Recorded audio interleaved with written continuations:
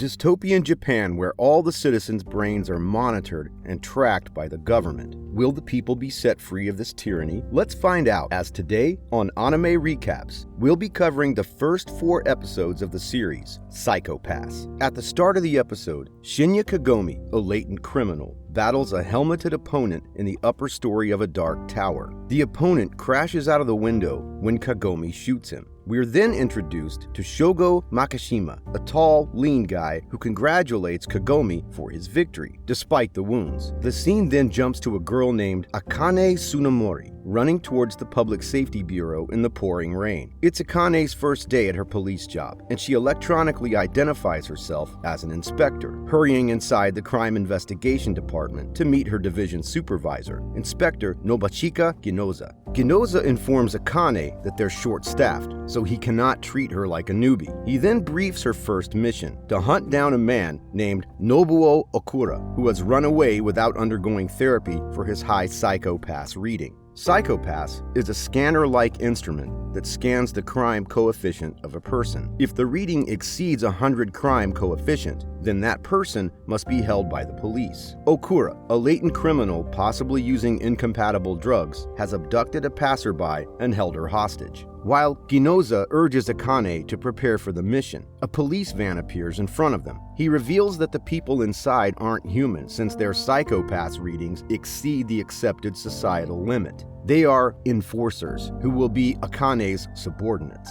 These enforcers are also latent criminals, but are used by the police as hunting dogs, thanks to their extraordinary skills at capturing other criminals. Ginoza introduces Akane as their second owner to the enforcers, and splits them into 2 teams. Akane is assigned with 2 enforcers, Shinya Kogami and Tomomi Masoka. The 3 arm themselves with Dominators, a type of gun that reads the Psycho-Pass of the target one is aiming at. Masoka explains the working of the gun, and they leave together. In the following scene, the target, Okura, sits with his hostage, Chika Shimatsu, in an abandoned place. He complains that his high crime coefficient doesn't allow him to have an everyday life, so he'll do whatever he wants. He threatens to kill anybody he dislikes. A horrified Shimatsu shivers with fear, but Okura tortures her further. Meanwhile, Akane follows Masoka through the abolitionist area's alleys, where Tokyo's homeless population lives. During their hunt for the criminal, Akane points her gun at Masoka to see how the Psycho-Pass reading operates. The scanner in the gun shows Masoka's crime coefficient as over 120, which means he is a latent criminal. Akane is shocked to learn this as he appears pretty normal. Masoka tells her that everything she has learned at training school is just theory-based, and instead warns her to be prepared for the actual case. While they're talking, one of the subordinates, Kagari, interrupts, revealing he's found the suspect in the KT building, and asks Ginoza to take a shot at the target.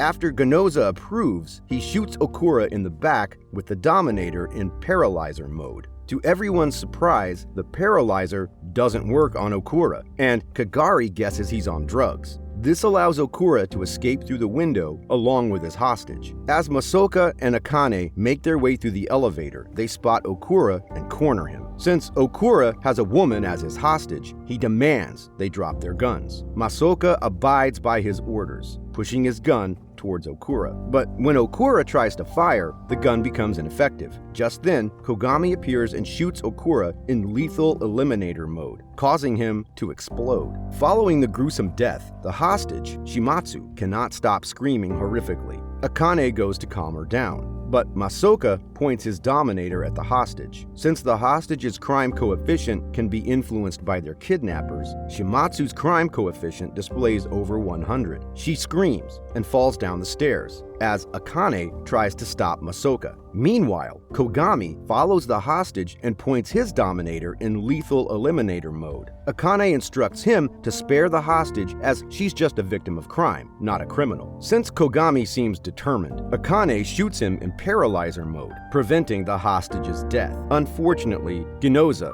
shows up from behind and paralyzes the hostage. He then orders Akane to write a report on her handling of the mission. Kogami remains hospitalized, and the extent of his paralyzer damage is unclear. Meanwhile, Akane still reels over shooting Kogami, as her virtual jellyfish assistant greets her for the morning. The assistant briefs her schedule for the second day at the Public Safety Bureau. Frustrated by her actions on her first day at work, Akane reluctantly gets out of bed to prepare for work. She goes to take a shower, while ordering her virtual assistant to prepare breakfast, Chinese style. After showering, Akane has breakfast in her residence while the jellyfish comments about her needing to take supplements for mental contamination. The anime gradually introduces the viewers to a world of technology, seen in the amenities of Akane's apartment, and the fact that she can change between outfits virtually. Akane leaves the apartment while her assistant wishes her a good day. Next, Akane shares with her two friends about her first day at the bureau. She constantly self-deprecates her actions, but one of her friends reminds her that she did not do anything that violates the standard protocol, so she shouldn't worry. Another friend points out Akane's clear psychopath reading despite her distressed mood. Dismissing their opinions, Akane wonders if joining the Public Safety Bureau was a mistake. Her friends immediately jump in to cheer her up, proving that Akane was at the top of her class. Later, Akane shows up for her afternoon work shift after changing into her work dress. We're then introduced to crime lab analyst Shion Kagaramori, who realizes Akane is the one who shot Kogami with the paralyzer. Akane asks her about Kogami's health. While searching for Kogami's data, Shion reveals that she's also a latent criminal, bound to work for the Bureau like other enforcers. She mockingly asks Akane to reform the system once she becomes a high-ranking official. When Akane insists on reporting on Kogami's health, Shion reveals that he was hit directly on his spinal cord and needs a little more rest. Shion softens up after seeing Akane's distress over causing him harm, and directs her to come back the following morning so that she can talk to Kogami. Next, Akane gets on to her day at work, attempting to fill out a report from the night before and self-evaluate her actions on record. Enforcer Masoka walks in to brief her for the day as she interacts with fellow workers regarding the broken tablet. An emergency alarm alerts everyone that there has been a break-in, and Masoka asks Akane to assist him in the investigation.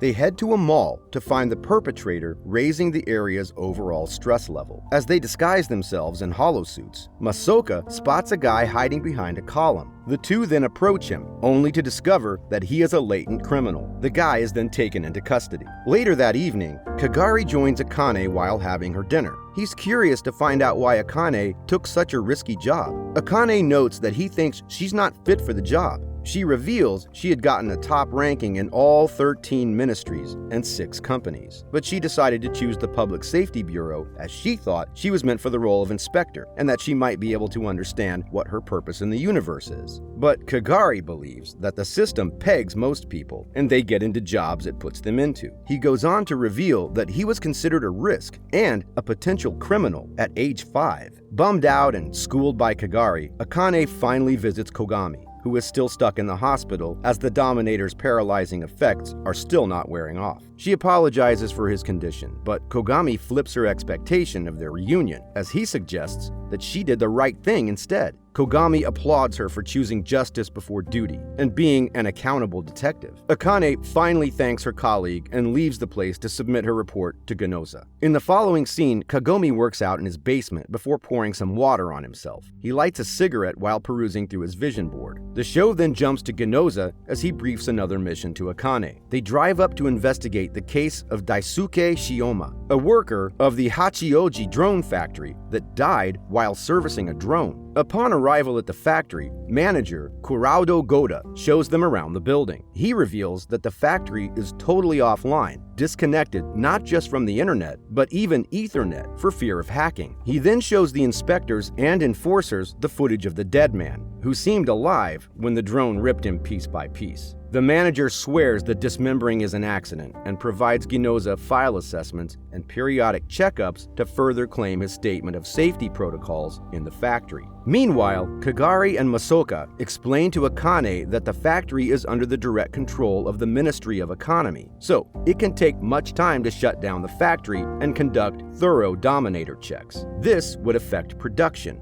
which the ministry wouldn't want. So it's easier to overlook worker deaths and hide them as unavoidable industry accidents. Despite all the evidence of security checkups, Kagari and Masoka, just like Ginoza, think this is a murder case. But without connection to the internet and their system, the enforcers and inspectors have no way of identifying the killer. While eating lunch at the factory canteen, Kagari, Akane, and Kogami notice a plant worker, Yuji Kanehara, being bullied by the others. Akane asks the factory manager about the incident, but he dismisses it as playful teasing. While in a meeting, Ginoza stresses that the team needs objective evidence to go after the investigation. Masoka points to the psychopath scan evidence, which shows Kanehara switching shifts due to his mental cloudiness and improvements after accidents, theorizing that he is taking his murderous revenge on the bullies. To test this theory, Akane and the enforcers prepare for their plan, which is to lay a trap to get Kanehara into an area with temporary communication access.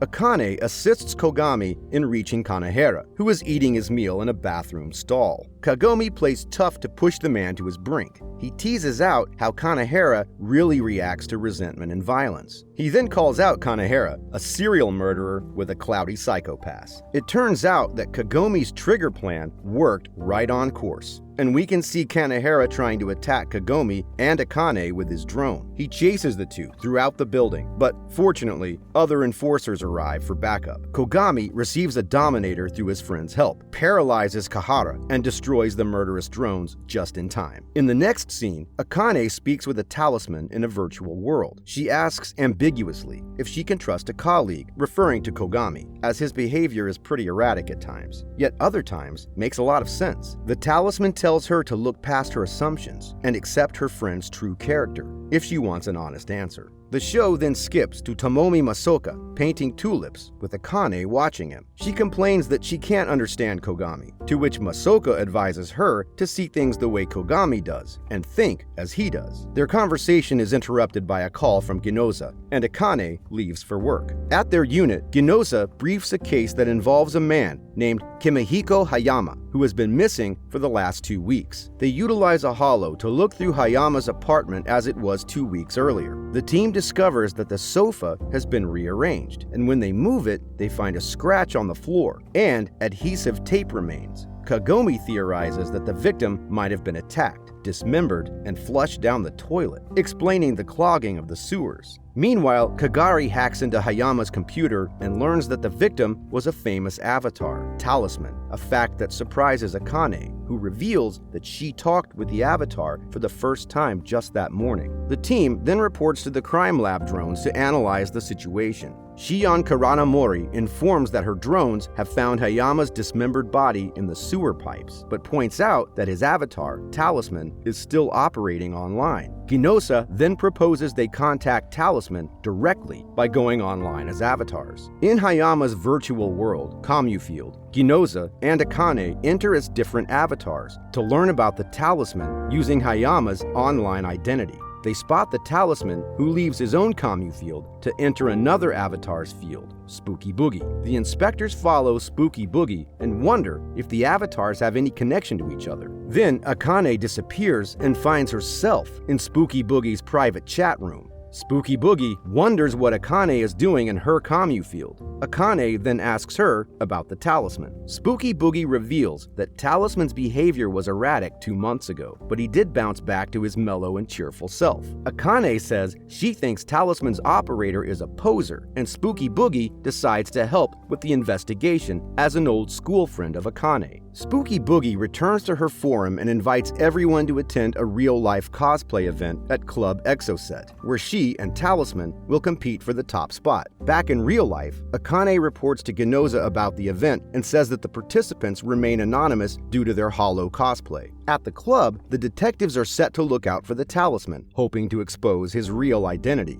Meanwhile, the club owner calls a man named Mr. Mito to confirm the presence of a dominator. Mr. Mito realizes it was all a trap by Spooky Boogie and warns the club owner to escape immediately. Akane enters the club in her cosplay avatar, but shrill noise blares simultaneously, causing all the participants to be decked out as Talisman. Masoka orders the team to use their dominators to check crime coefficients, and as they do so, many participants are identified and subdued, but others flee. Next, an angry mob gathers in Spooky Boogie's commu field, accusing her of the raid at the party. Suddenly, Talisman appears among the crowd and blames her for the incident. Furious at the Talisman, she logs out, and we see her in human form for the first time. She cusses the Talisman, but before she can block his access online, a spectacled man appears from behind. He strangles her to death and prepares to cut her up and decompose her body, revealing himself to be Hayama's murderer. Outside the room, the club owner and his accomplices await while Mido informs them that he will take over Spooky Boogie's avatar.